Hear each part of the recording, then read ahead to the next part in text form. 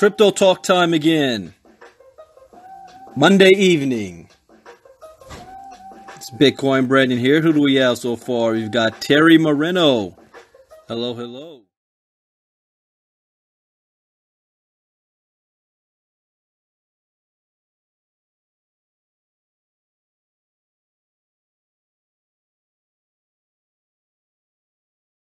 Like Albert's Unstoppable chapter. Yeah, that one was about game changers. Being a game changer. Mr. Gardner, what's going on?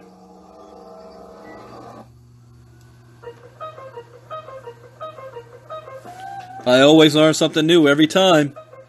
That's why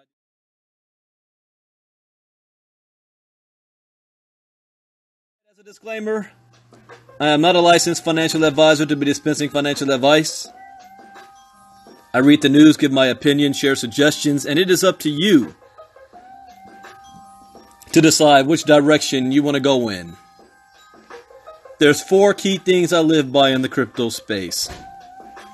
Rule number 1, education is everything. You got to get educated. Rule number 2, never invest money that you cannot afford to lose.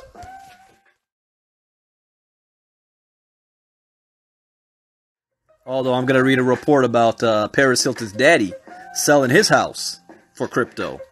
But he's got the money to do it. So don't you think you're going to do it. Number 3, always get your return on investment as fast as possible. Get your money back.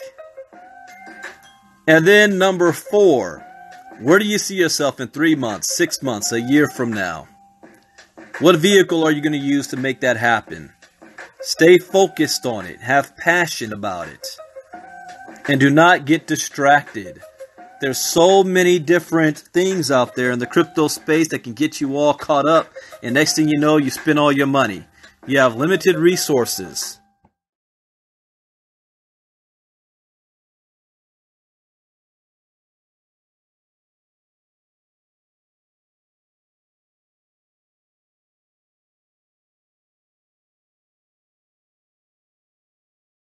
Couple of articles here I want to start with is Michael Novogratz. 2 articles about him came out today. So, actually, this is old. This was 2 days ago.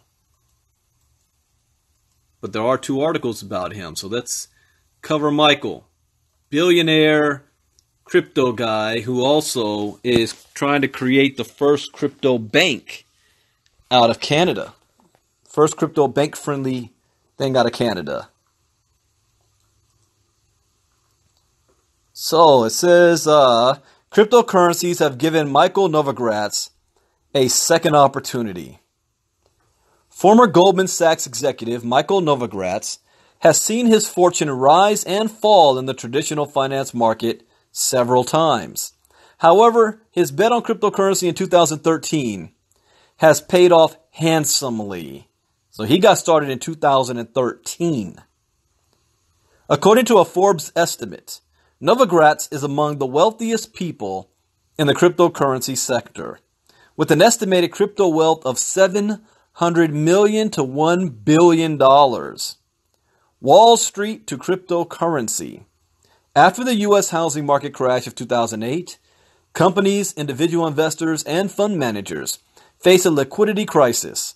While the banking industry was at the center of all monetary transactions, cryptocurrencies worked on a P2P model and did not need an intermediary to complete transactions. Novogratz believes Bitcoin's launch by mysterious creator Satoshi Nakamoto was an aftermath of the economic condition and refers to the pioneer cryptocurrency as the decentralized revolution. I agree 100%. In 2013, Novogratz invested $7 million of his fortune in cryptocurrencies. $7 million in 2013. And in 2016, bought Ether when it was trading at a price of $1. Are you kidding me? Why cats like this Already billionaires, always at the right spot at the right time, right?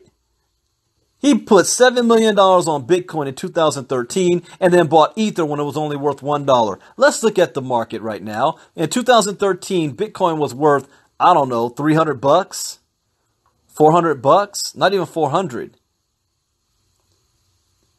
And today, Bitcoin is at $6,700. Ethereum, he bought it at $1 2 years ago. It didn't say how much he bought, but right now it's worth $520. Really? Really? I mean, that's just sick money. If you've got a lot of money to put into it, that's sick money. If you don't have a whole lot of money to put into it, you got to get started somewhere. Then use a business like cryptogenics to raise the money. That's what I did. People don't believe me. I got the, what did I say in Chicago at the Bitcoin boot camp? Show me the receipts. I got the receipts. I started with $100. I started trading with $30. Trading with 30, I invested in something in 100, and I made a lot of money off of that. But I took advantage of programs that allowed me to earn more money. But nothing on this level. You know, it was Michael Novogratz and also the Winklevoss twins that they put $11 million in Bitcoin back in like 2011. Novogratz put $13 million in Bitcoin in 2000. Wait, how much would he put in again? He put, there's a phone, blah, blah, blah. 2013, blah, blah, blah. Dang it, where's that amount? 7 million or something? Back in 2000, yeah, $7 million back in 2013.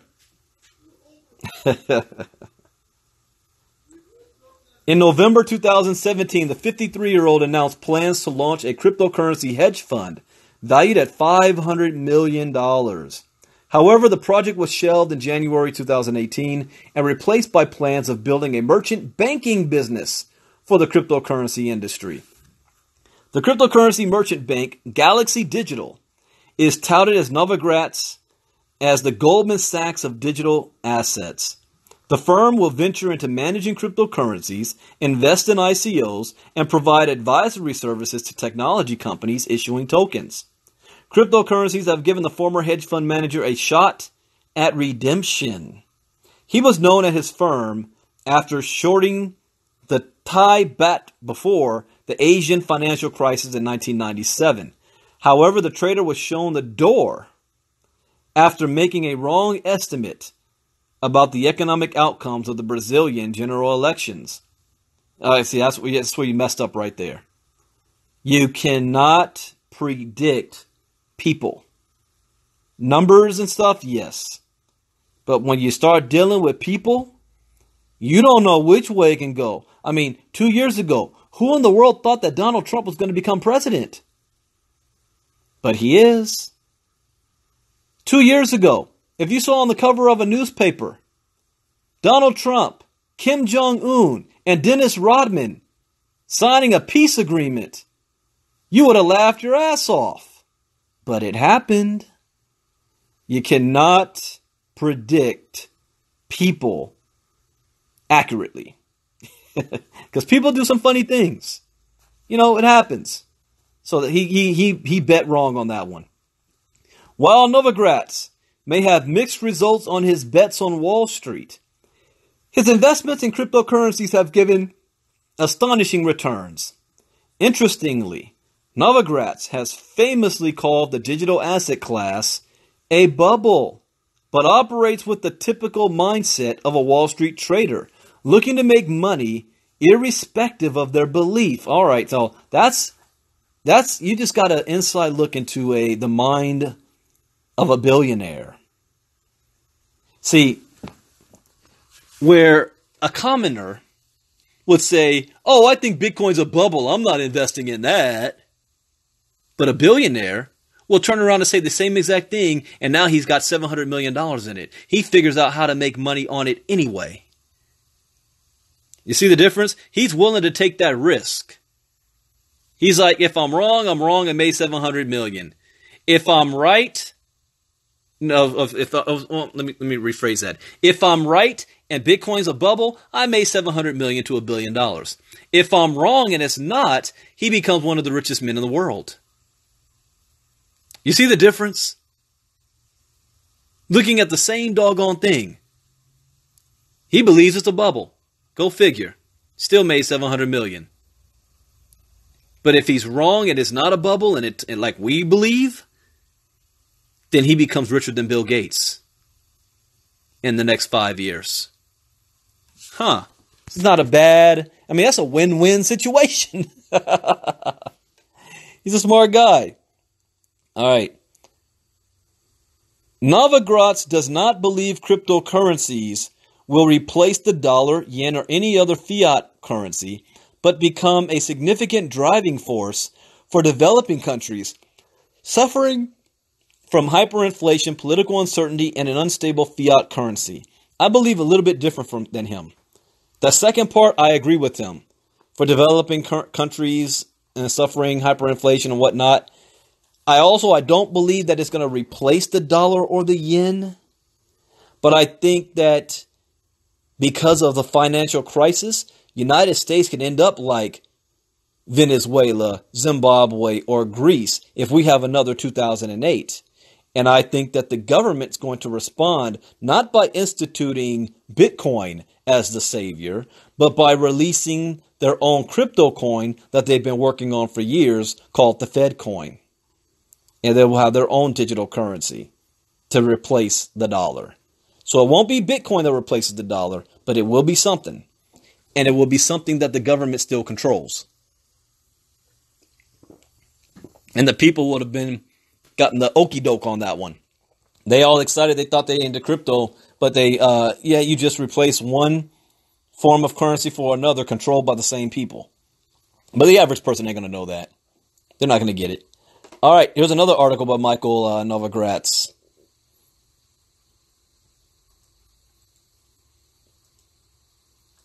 And I can't wait till I have about $500,000 of play money to just play and invest with. It's game on. All right. Novogratz invests $15 million in cryptocurrency startup.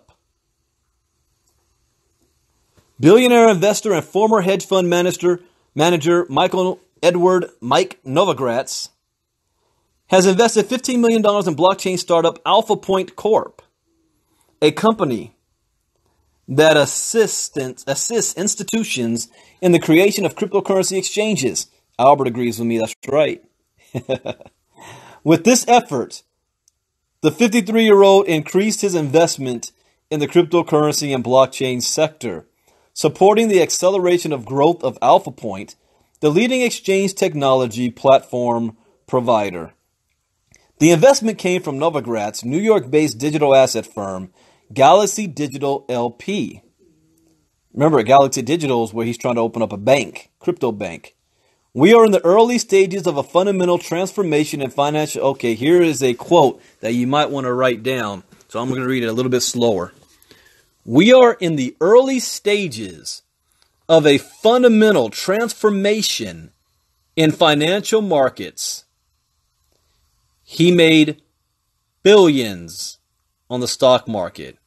And he says we're in the early stages of a fundamental transformation in financial markets due to the digitization of assets. We are excited to partner with Alpha Point as we continue to help drive this revolutionary change in digital markets, Novogratz said in a statement. The billionaires know what's going on, people. We need to get in the game. The former Wall Street trader is primed to transform Galaxy Digital into an institutional quality crypto merchant bank. In January 2018, he announced his plan to raise $191 million for the effort and stated he wants Galaxy Digital to become the Goldman Sachs for cryptocurrencies. As reported by BTC Manager in May 2018, the Bitcoin evangelist struck a strategic partnership deal with Bloomberg to create a cryptocurrency index called the Bloomberg Galaxy Crypto Index, BGCI, which would track the performance of 10 prominent and most liquid digital currencies on the market, including Bitcoin, Ethereum, EOS, Monero, and Ripple. In June 2018, Novogratz said he was creating the Drexel of crypto, referring to Drexel Burnham Lambert, the major Wall Street investment banking firm which practically built the junk bond market. However, the firm fell to its demise in 1994 due to scandalous and illegal activities. Alpha Point is a financial technology company that supports cryptocurrency networks and provides its expertise to institutions over blockchain technology and infrastructure. Alpha Point founder and CTO Joe Ventura touts the firm as one to help customers discover and execute their blockchain strategy. Alpha Point was established in 2013 and supports various cryptocurrency and traditional exchanges across the world. Its clients include Bitfinex, CoinTrader, Bitcoins Norway, and MexBT, as well as well-known companies and institutions including CME Group, the Royal Mint of England, and more. To manage global-scale industries while keeping its operations flexible and straightforward, the company uses high-performance infrastructure capable of performing as many as 1 million trades per second.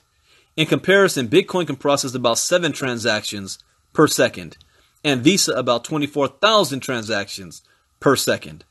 Alpha Point prides itself in fully supporting Linux and Windows operating systems, flexibility through the use of add-ons, high quality and simplicity in systems management and performance, as well as ultra-high security. Keep an eye on Michael Novogratz. He will be one of the richest men in the world. Mark my words. All right, next article.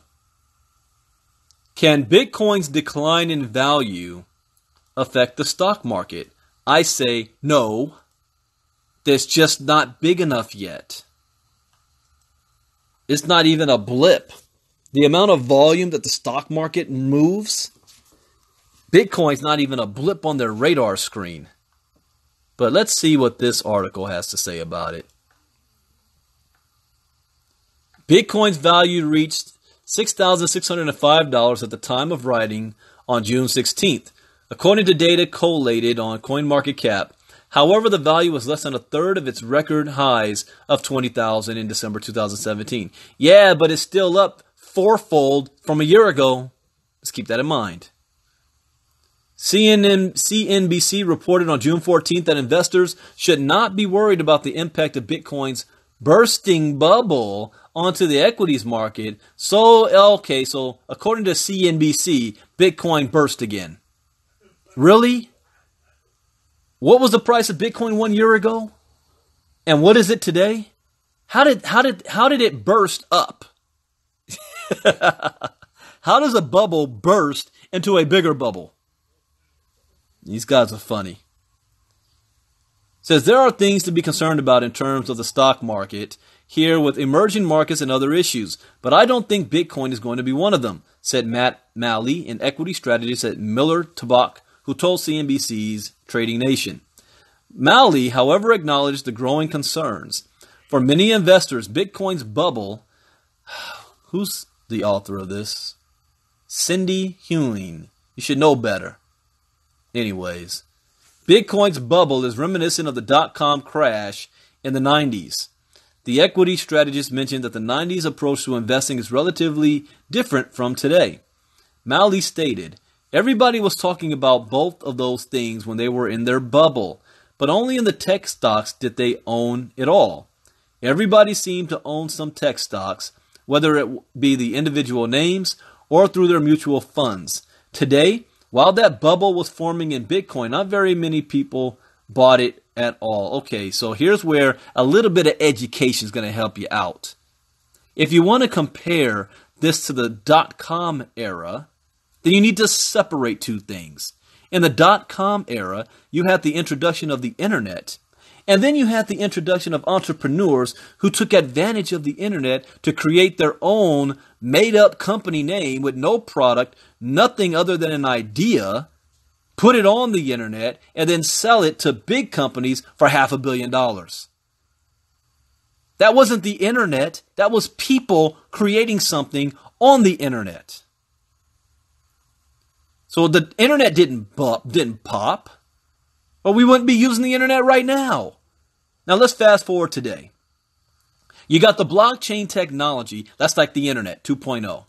But then you got entrepreneurs who are coming in and using the blockchain technology to create ICOs, hence the .coms, to raise money, with only they have as an idea and no freaking product. And like the .com, most of these are going to fail. In fact, the statistic is 92% will fail within 1 year. But that's not going to end the blockchain. That's not going to end Bitcoin, because it's not Bitcoin. It's the ICOs. Anyways, you got to be educated on that. When you're educated, you understand the difference. You don't fall for it when you read articles like this. So let's continue. However, the strategists observed the correlation between Bitcoin and the stock market. When cryptocurrencies reached their all-time highs in December 2017, the S&P 500 also reached its peak. In February and March, as stocks began selling off, Bitcoin did as well. I'll reserve judgment on that one.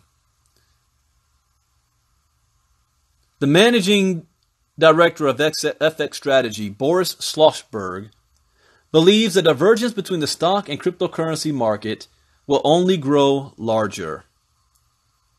You're going to see even a further divergence between the price of Bitcoin and the price of stocks going forward, said Schlossberg. Schlossberg noted, if Bitcoin continues to plunge to extreme lows, what, is it going to go back down to $1 again, or $50 or $100? What is your version of extreme lows? It was almost $2,000 a year ago today. It's triple that right now. So Schlossberg noted if Bitcoin continues to plunge to extreme lows, the split in price and divergence between the cryptocurrency and stock market could be most extensive and quicker than expected. Again, here's why I don't see correlation on that. The vast majority of people engaged in the Bitcoin and crypto space are in Asia, not the United States. 30% of the people in China, South Korea, Japan are engaged in the crypto space. Only 8% of Americans are. And out of those 8%, only 0.5% even understand what it is. So don't toot your own horn on this one. I don't think it has any major impact at all. Anyways, while the declining value of Bitcoin may not have a direct impact on the stock market, there are concerns that the decline in Bitcoin's value will continue. Things have changed for Bitcoin in the crypto space, said Craig Erlam, senior market analyst at online trading firm Oanda Corporation. There doesn't seem to be as much hype or positive news. Every time we get a negative news story now, after a period of consolidation, we don't see bullish sentiment come in to support it. It's almost as if people are waiting to sell it. In 2014, when the price of Bitcoin dropped by 80%, it flatlined for a year and a half. This time it didn't drop by 80%, it dropped by 60%, and it's only kind of been flatlined for 3 or 4 months. This has happened before. But there is one outside force that has not been there in the past, and that is the futures market. The CME and the CBOE, who I believe is doing market manipulation. That's what I believe. They're forcefully pushing it down. Not so that me and you can get rich. They're forcing it down so me and you will sell. And they can hoard as much Bitcoin as they possibly can before they allow it to skyrocket up and get some profits. That's what's really going on. All right, let's see another article here.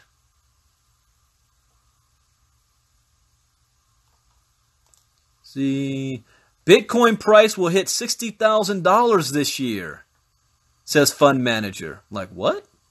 When did he say this? Oh, June 18th. So why would he, after what the market's doing, everybody's waiting for it to have a market correction on the upside. Why does he believe that it's going to go from 6,500 to 60,000 sometime within the next 6 months? We are talking about a record run if that were to take place. To go to 60,000 from now to the next 6 months by the end of the year? Let's see. Philip Nunn, Chief Executive Officer of Manchester-based firm Blackmore Group, is standing by his bullish prediction that the price of Bitcoin will reach $60,000 in 2018. Really? $60,000? I'm going to buy me a $9 million mansion in Hawaii. Nunn, who also advises ICO projects, told the news outlet he believes the flagship cryptocurrency see both $6,000 and $60,000 this year. Speaking to it at KPMG's Tech Manchester, he noted that we're close to the former, according to CCN's price index. Bitcoin is currently trading at $6,700. He added, the prediction was based on, first of all, market volatility, which we're experiencing at the moment. I think that's really apparent. I absolutely stand by my prediction.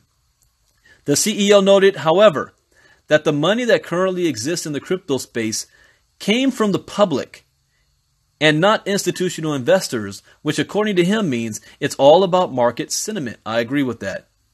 This implies that a flood of bad news can hurt the market and that the industry is so small that there's market manipulation. I agree 100%.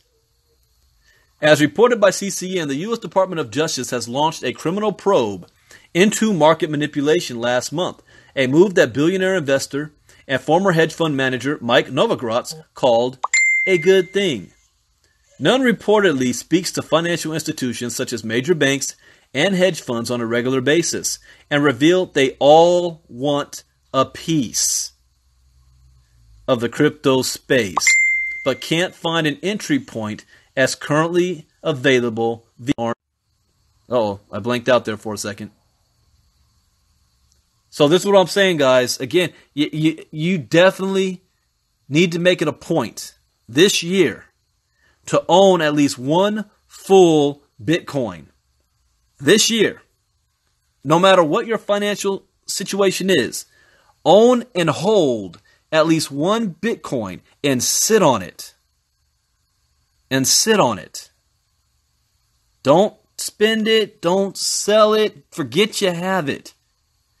Because as time passes by, there's 36 millionaires on the planet. 36. There's only going to be 21 million Bitcoin ever in existence. Counting those that have been lost and those that will never sell, you're talking about 7 to 8 million that's going to be in circulation. Not every single millionaire can own just one Bitcoin, but they're going to want it. And when that happens, this is classic supply and demand. The value of it skyrockets and shoots up sky high. Sky high. I thought of Outcasts. Anyways, you want to own at least one Bitcoin. All right. The entrepreneur was then confronted with a report that claims the price of Bitcoin and other cryptocurrencies will endure a 90% correction. That's set to cause a mass market wipeout within 12 months, published by investment bank GP Bullhound.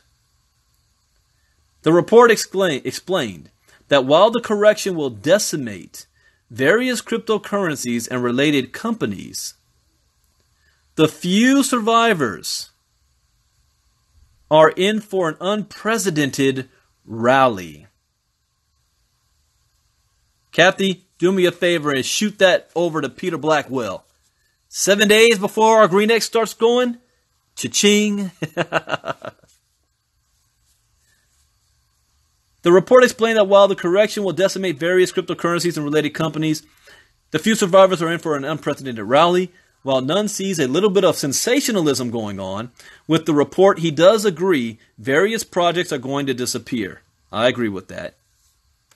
Per his words, cryptocurrencies like Bitcoin, Ethereum, and Litecoin are the fabric of the industry, while the remaining 1,600 tokens are an alternative to venture capital money, implying most will end up failing, while those who succeed may be projects that grow like current tech titans like Google and Facebook did. Nice. I love it, Kathy. Thank you for that info.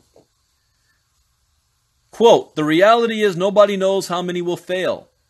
This is different because you've got guys who are raising $50 million where they usually raise $2 million from VC, so maybe more startups will succeed because they've got a war chest and a lot more running room. Besides being bullish on Bitcoin, Nunn is also a proponent of blockchain technology in general. As Business Cloud noted, he believes it will disrupt, oh, here we go again. This is what Nunn says. He believes it will disrupt every existing industry and the whole world as we're moving from an internet of information to an internet of value. Bouger, isn't that what I said in Chicago? You should have seen the look on people's faces. You can tell when you're in a room full of people who don't know nothing about Bitcoin. And some of the things that I said, and I'm looking at their faces, because one guy kept calling it Bitcoin. They were in complete and utter shock. Shock. When I said that it's going to disrupt every single industry in the entire world. Shock. Including the sex industry. It already has. Hey, you know what? There hasn't been an article lately that's come out about the new sex industry. It's been a couple of weeks. At least what? Once a month?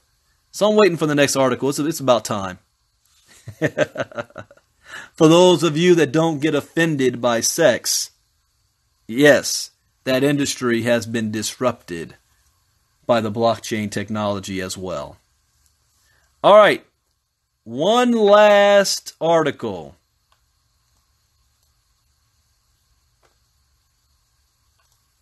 I agree with Kathy. Now, as a disclaimer, I am not a licensed financial advisor. But if you're going to get into mining, you want to mine altcoins, not Bitcoin. Unless you have a significant amount of resources. Altcoin. I'll give you an example. In Chicago, last week's #1 money earner in cryptogenics, he made over $10,000 in 1 week. He, in his multi-million-dollar mansion, had set up a place for 12 Bitcoin mining rigs, right? 12 of them.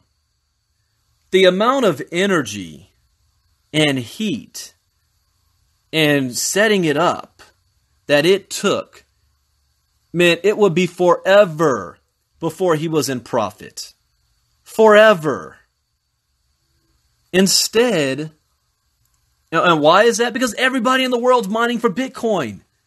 You got whole Chinese farms out there mining for Bitcoin. If you look at Ethereum, Russia has a piece of land larger than the size of Texas that they blocked off just to be the world's biggest miner of Ethereum. They wanted 30% of all Ethereum is going to be mined out of Russia. But then you got Green X. Ain't nobody mining that but us. 12.5 billion coins in the first 6 months, and it starts in 7 days?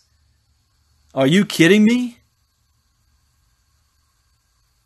So I can't tell you what to focus on, but I can say it shouldn't be Bitcoin. All right. Paris Hilton's hotel mogul mogul father to sell $38 million mansion for cryptocurrency.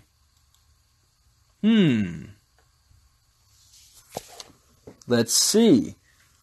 The Hiltons are back in the news. Rick Hilton, chairman of Hilton in Highland and father of American socialite and reality TV star. Can she keep claiming that? When was the last time she was a reality TV star? In the 90s? I guess you can keep claiming that. Reality TV star Paris Hilton is selling the $38 million Palazzetto mansion through a cryptocurrency auction. Oh, see, these billionaires are smart. He could sell this thing for $38 million in Bitcoin, right? And then 5 years from now, that $38 million worth of Bitcoin could be worth $1 billion. So he sells his mansion for $1 billion. He probably paid $16 million for it. The 16th century mansion is located in Rome and has 11 bedrooms and 15 bathrooms. They got a freaking mansion in Rome. One lucky winner will get to live in the property that consists of 3 kitchens, along with a movie theater, a spa, and a gym. See, if I had a house like that, I'd never leave it. Unless I'm going on a vacation somewhere else. The building is also connected to the Palazzo Grande. What's the Palazzo Grande? Or is it Grande or Grand? And is collectively known as the Palazzo Albertoni Spinola. I agree, Kathy. These are not the Kardashians. But mark my words, the Kardashians, if not already, they will be all over the crypto space, especially as influencers. Owners of the mansion sought Hilton and Highland's help in finding someone who would be interested in living in the mansion. Hilton partnered with international real estate crypto platform Propy to host the event. The auction will take place on June 28th, with registration open until June 27th. People are allowed to bid in US dollars or cryptocurrency after creating an account on Propy. The auction shows real estate's growing trust in blockchain and provides crypto investors an opportunity to diversify and solidify their portfolio with a trophy asset. That is smart. That's real smart. At the end of the day, no matter what, real estate will always be king. The ability to own land and property. Because that will never go away, no matter what any economy or currency that is out there. Land and real estate will always survive any financial collapse. It's just what the value of it is, but it ain't going anywhere. So for these crypto millionaires and billionaires, the ability to buy property and real estate and land in crypto, that's smart, especially in a volatile market. Yeah, Kathy, what'd you get? 2 condos out there in Hawaii? See, I want to be like Kathy when I grow up. That's why I need to get to that 6-figure crypto range, play money range. Not money I need to live on. Get beyond that. The auction shows real estate. Oh, that's right. That over the last few years, an increasing number of people have begun accepting cryptocurrency payments for real estate transactions. Aston Plaza and Residences, located in Dubai, sold 50 apartments to Bitcoin owners in February 2018. Last year, another 49-year-old crypto advocate put his 80,000-pound property up for sale. He said that even if Bitcoin's price dropped, he would honor the agreement. Hilton family's interest in Oh, here we go. Yeah, you know, if the Hiltons are going to do it, next is going to be the Kardashians. Hilton's family interest in blockchain and cryptocurrency. This isn't the first blockchain project backed by Rick Hilton. He became the senior advisor for blockchain-based data-driven platform Aqua Intelligence in May 2018. Nor is he the only Hilton to take an interest in blockchain. Last year, Paris Hilton promoted Gravity 4's Lydian token with the hashtag "This is not an ad." However, when it was revealed that Gravity 4 CEO Gerbashkashka, I can't pronounce his name, was involved in legal issues, Hilton deleted all her tweets related to Lydian coin. Following other crypto scams, SEC noted that celebrity endorsements certainly increased interest in the general public. And Beth Ann Roth, former attorney at Capital Fund Law, said that celebrities should know the product before they endorse it because they could be charged for promoting fraudulent investment schemes. That's true. But you will see the Kardashians all over this. Once it starts to get a little bit more popular and people want to know more about it. And the moment Kim says, "Oh yeah, I have $50 million in crypto," oh, then every little girl and every little fanboy out there is going to want to go buy some. It's going to happen. It's just a matter of time. All right, that is it for the news. What I did not get to, one article, cryptocurrency hedge funds were down 12 to 19% in May 2018. Another one, musicians have always been ripped off. Gravity wants to fix it. And how to scale Bitcoin. You're asking the wrong question. So those I will cover tomorrow morning for early morning crypto talk. What did I say, Kathy? You cracking up over there.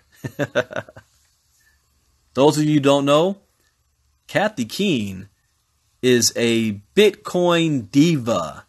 Made a whole lot of money last year in crypto and is co-owner of Cryptogenics, among other companies. You're about to see, you'll start seeing it with me, a new social media platform launching.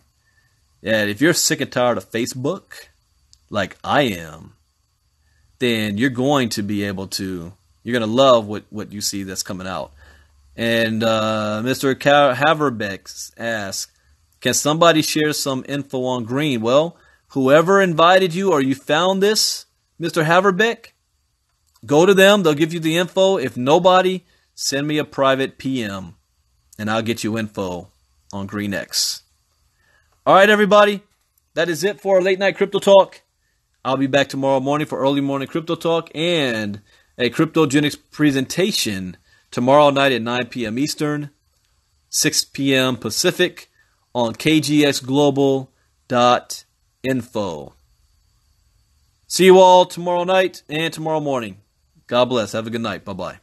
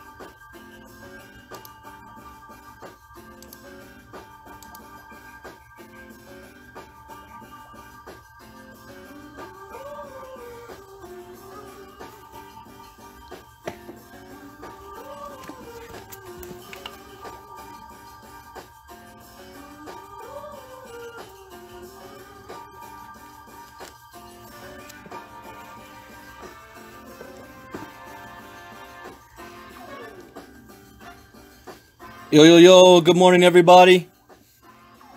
It is Tuesday morning. Hope you guys are getting your Tuesday morning off to a good start. I've been up early. I went to sleep very early. Tuesday morning, early crypto talk. Getting started. Let's see who we have. We've got Jason Keena, Bethany, Carmel. Good morning, Ellie. Anthony Pinkston. Thank you, Bethany. Listening to the uplifting community talk. I thought that was a good show. So I'll keep that recording up so everybody can hear that. Gerald Gardner. Good morning. Yashika. Lashana. Mr. Brinker. Good morning, Benita. Richard King. Renee. Eric, a hot Tuesday? I hope so. It's been kind of cloudy in Southern California the last couple of days. So we're ready for the sun to come out. No more of this June gloom.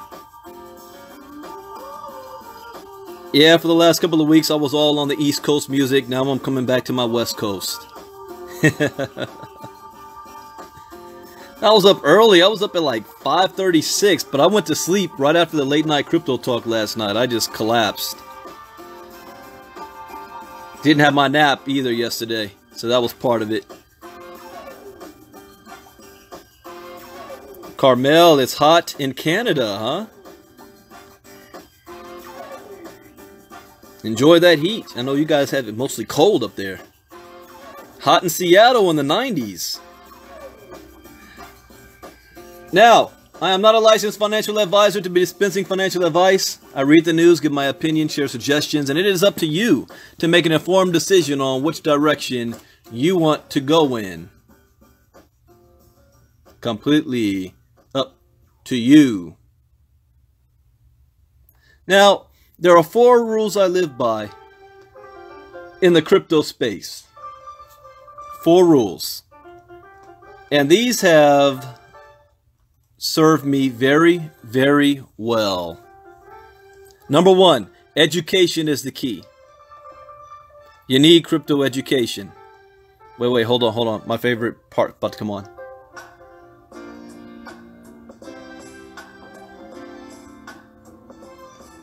Man, oh man, that brings back memories. Having a system in your car, and that beat drops, and you feel it in your chest. I'm getting old.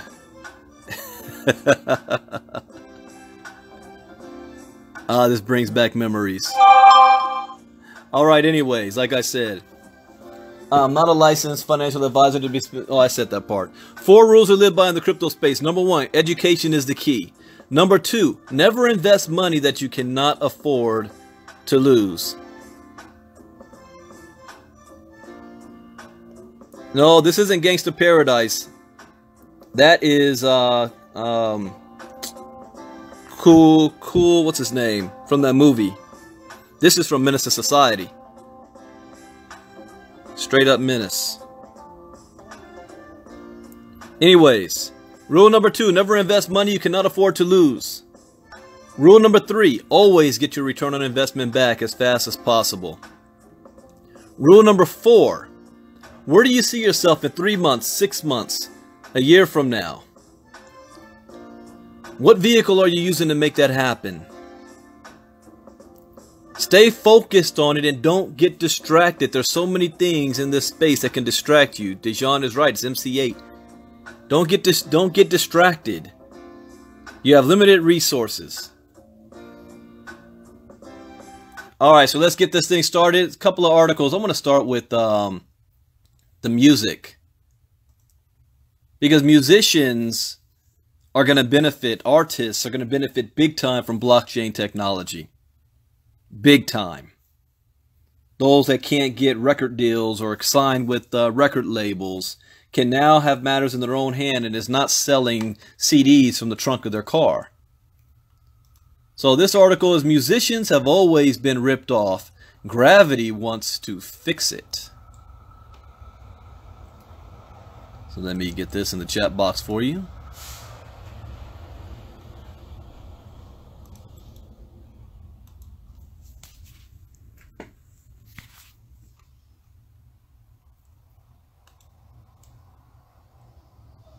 All right, the music industry's business model has always been broken.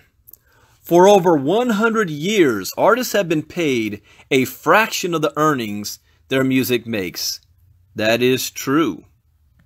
A fraction of it. Take Enrico Caruso, an Italian opera singer from the early 1900s, credited with being one of the very first recorded artists. Over his lifetime, he made over 488 recordings, almost exclusively for Victor, a record label now known as RCA, and owned by Sony Music. While it is said that this made Caruso extremely rich, netting him nearly $2 million, his label scooped nearly twice that and is still making money from his recordings today. Many think the golden age of vinyl and CDs was a time when artists were fairly compensated, but even then musicians weren't exactly raking it in. A report suggests that when records were still popular. Am I that old? I mean, I remember when records were popular.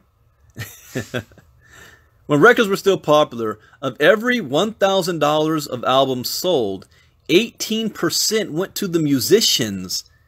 That's highway robbery. 63% to the record label. 24% to distributors.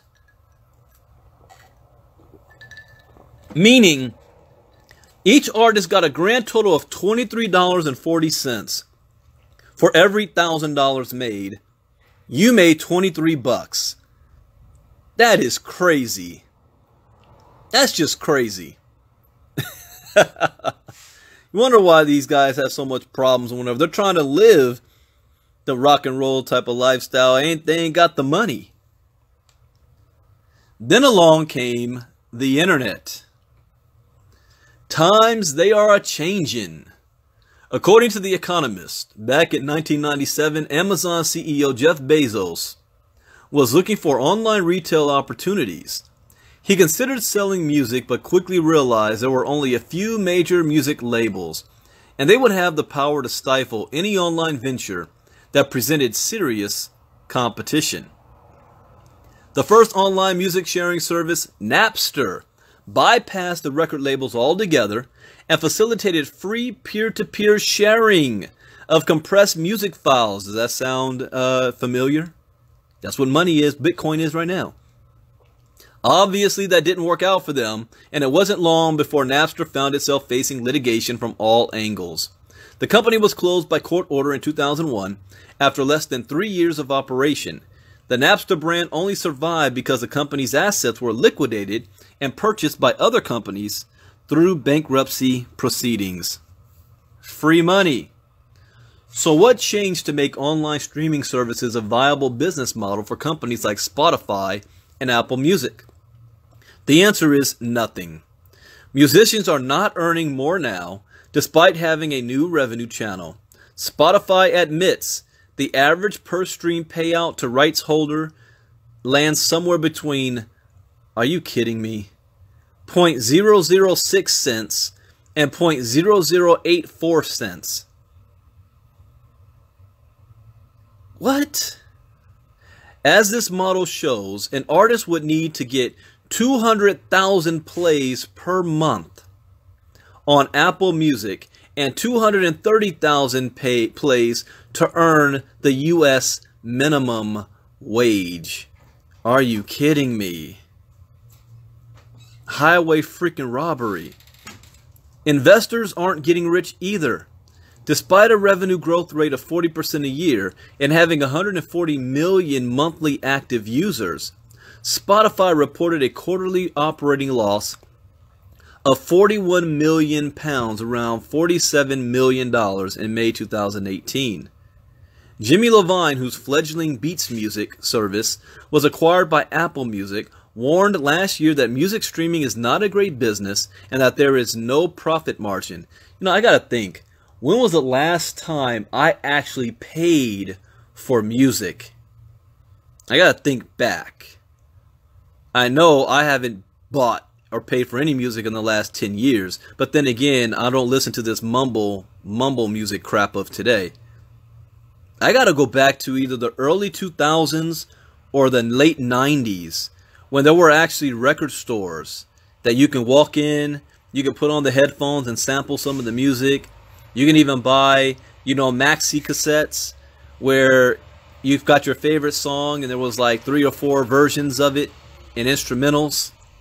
Remember those days? Those were the days when Blockbuster was still around. But I don't think I've bought music in 15 or 20 years. I didn't even buy the Black Panther soundtrack, but I have it. Oh, I've got thousands upon thousands of... I think I have every music that might have ever been made, or I have access to every music ever made. I have access to it, but I haven't bought anything. Let me telling on myself. And let's see here. Despite losses, executive teams still brought home the bacon. Last year, Spotify's executives earned on average $1.34 million each. This is the executives, with the top 5 taking home over $26 million between them. Yet their artists are making minimum wage. Really? But by far the biggest winners are, unsurprisingly, the record labels. Last year, the Big Three made a record-breaking $14 million a day from streaming services like Spotify and Apple Music.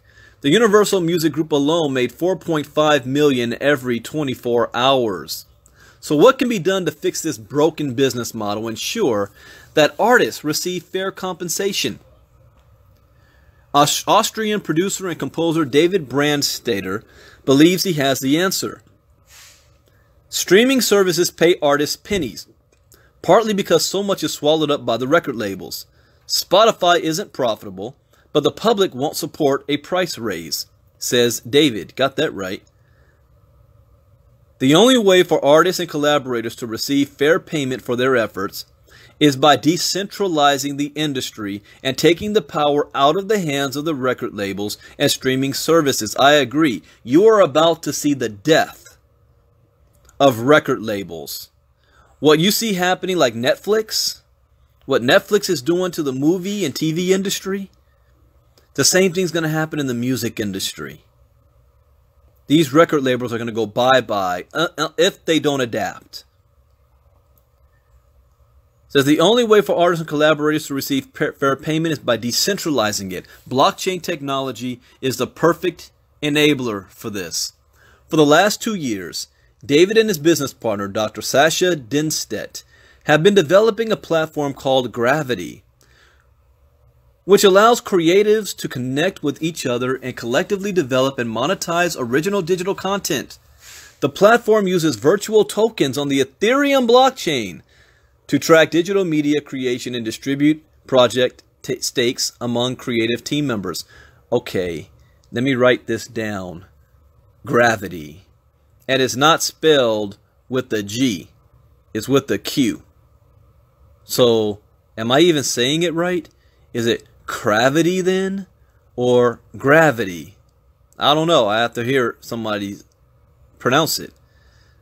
But using Gravity, musicians can collaborate and work in exchange for stakes in the project. The content will go directly to market. So if a songwriter has, for example, a 30% stake in the project, he receives 30% of the revenue every time his songs are streamed or downloaded. 30%. Now we're talking.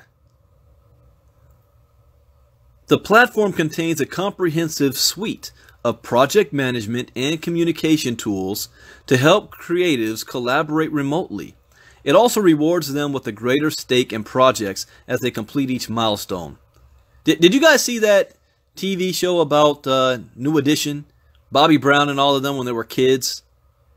They got a beta player and like $100 signing bonus. And when they came back from tour, they made 2 pennies. 2 pennies. 2 cents.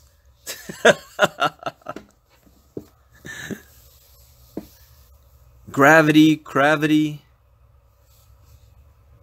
I don't know. Is that a Q? J? G? The platform contains a comprehensive suite of project management and communication tools to help creatives collaborate remotely. It also rewards them with a greater stake in projects as they complete each milestone. We want to completely overhaul the entire industry, says David.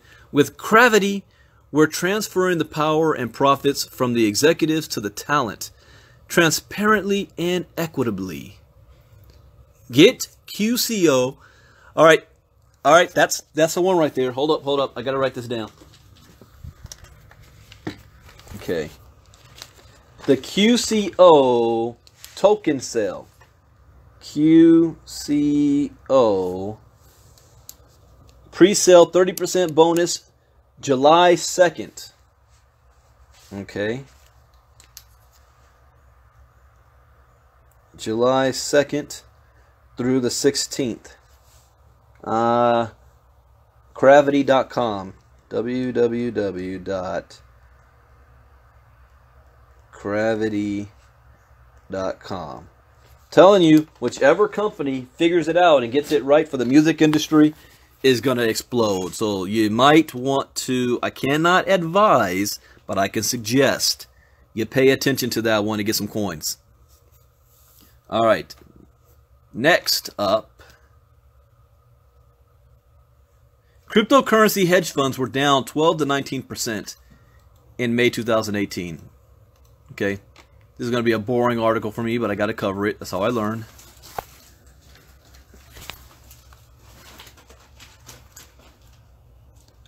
No need to beat yourself up if your cryptocurrency portfolio exhibited less than stellar performance in May. Even the professional traders employed by the big hedge funds active in the space have suffered double-digit declines during the previous month. Data provided by 3 different industry trackers reveals that crypto hedge funds achieved considerable negative growth in the bear market of May 2018. The Eureka Hedge Cryptocurrency Hedge Fund Index estimates the losses made by crypto funds to have been 11.66% during May, and 2018's year-to-date performance to be 22.71%. Market analysis firm Hedge Fund Research Inc. estimates crypto funds to have suffered a decline of 15% during May, bringing the year-to-date performance to 33.3% per company's HFR blockchain index. And the Cryptocurrency Traders Index of hedge fund data specialist Barclay Hedge shows that the performance of those it is tracking dropped by 19% in May and down 34% year-to-date. The differences between the 3 benchmarks are due to each of the following: a different number of funds. Okay, what's the reasons to remain positive in the long term? Despite the setbacks in May and high volatility from month to month, analysts believe there are reasons to remain optimistic, such as the recent SEC statement and new institutional money coming in. It says, I expect the crypto markets to remain volatile for the foreseeable future, said Henry Arslanian, cryptocurrency lead for Asia at PwC. Whilst retail investors may see volatility in the crypto markets as a downside, many crypto funds see it as an opportunity. He added that the long-term positive impact of the number of institutional players entering is more important than short-term price changes. And interest among Asian investors is surging, according to Josh Gu, Director of Quantitative Research at the HFR Index Division. Cryptocurrencies have been very volatile. The topic is still hot in China and Japan. He explained to the FT that cryptocurrencies appeal to individual investors with a large risk appetite. However, the Chinese regulator has banned some of the crypto trading platforms because of risk, or some investors might have panicked. All right, that's good news. I'm long-term on this, not short-term. Brussels Airport unveils blockchain app for tracking cargo movement.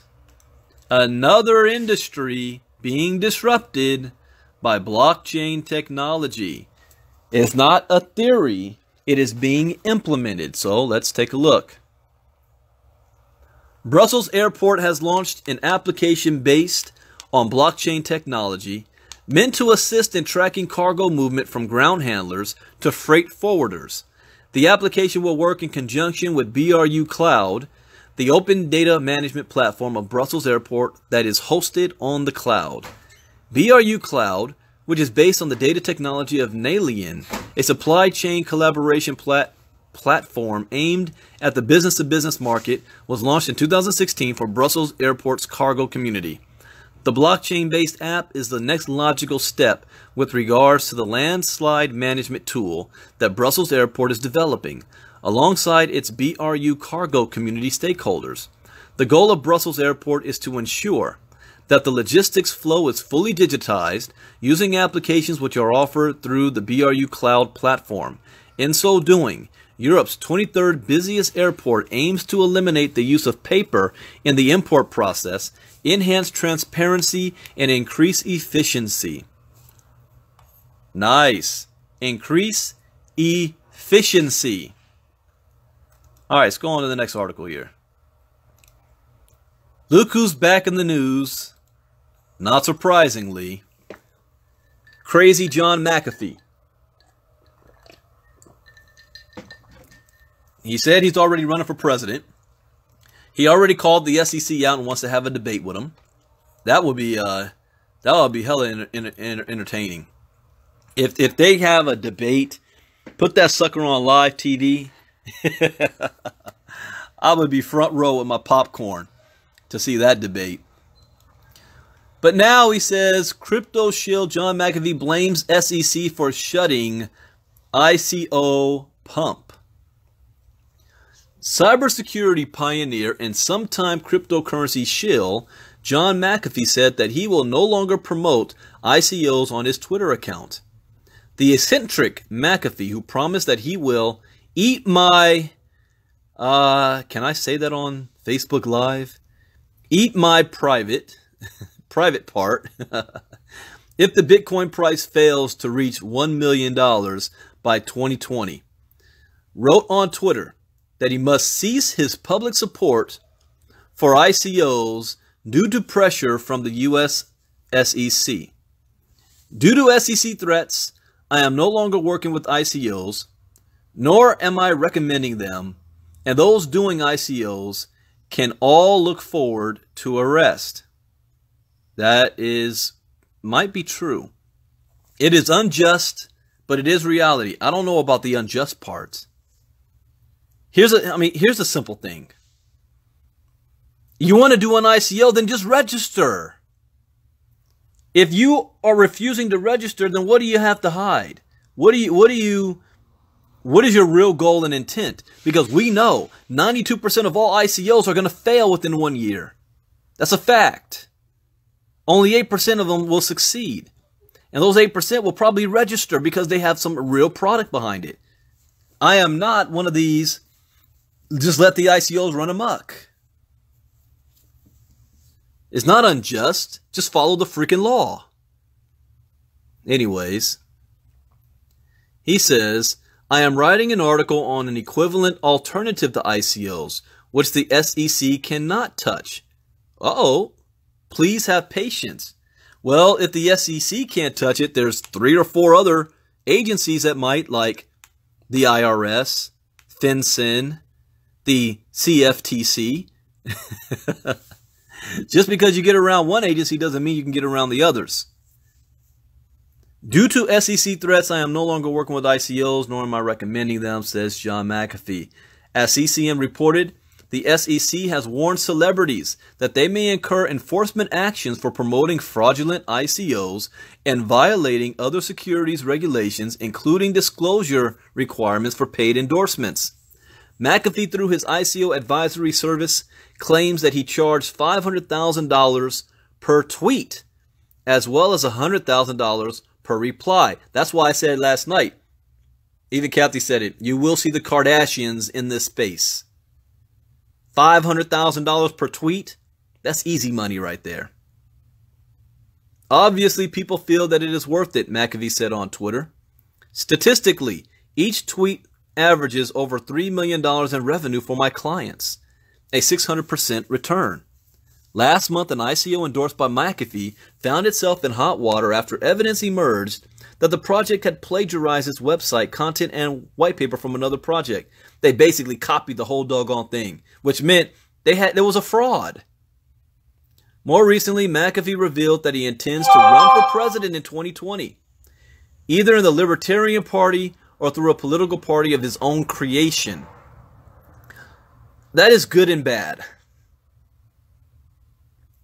Number one, he will bring crypto awareness to him running for president.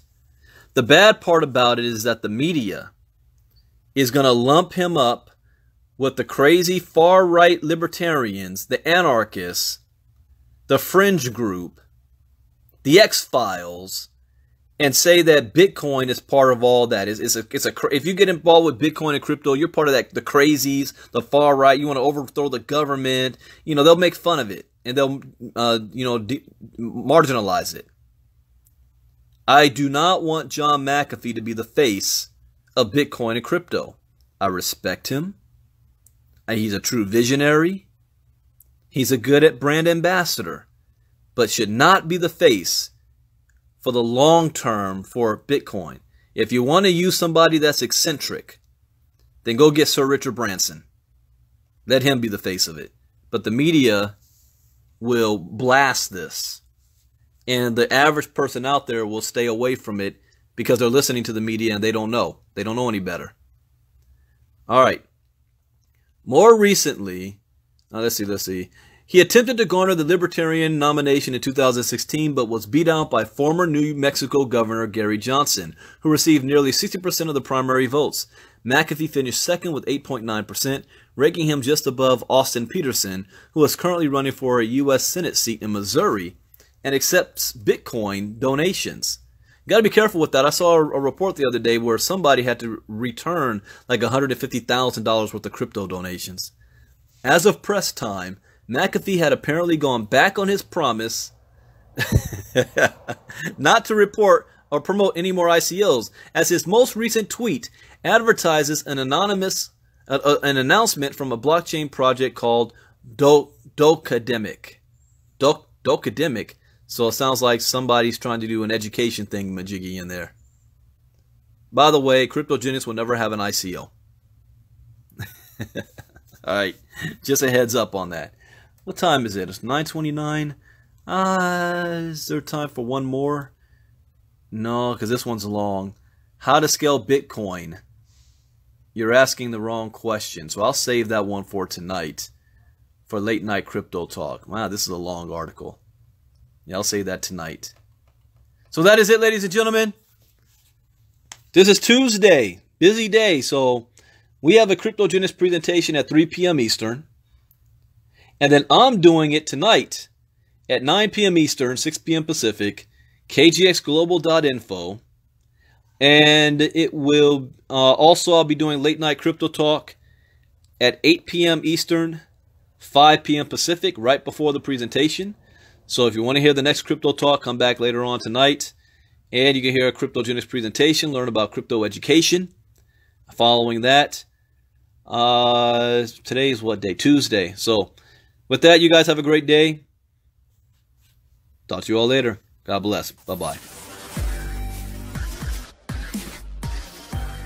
Cryptogenics.